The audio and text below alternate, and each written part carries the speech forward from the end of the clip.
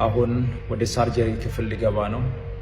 በሁሉ መልካም ነገር ከጎኔ የቆማችሁ ኢትዮጵያውያንና ታላቅ የደግነት ልብ ባለቤቶች ሁሉ ምስጋናዬ ከልብ ነው።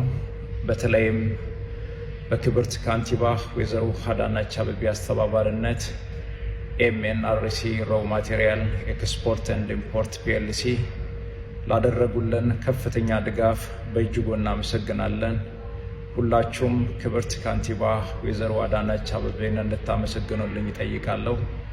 ስማችሁ እዚህ ያልተጠቀሰ የጭንቅ ቀን ወዳጆቼ ሕክምናዬን እንደጨረስኩ በታላቅ ምስጋና ፕሮግራም እንደምንገናኝ እምነቴ ሙሉ ነው።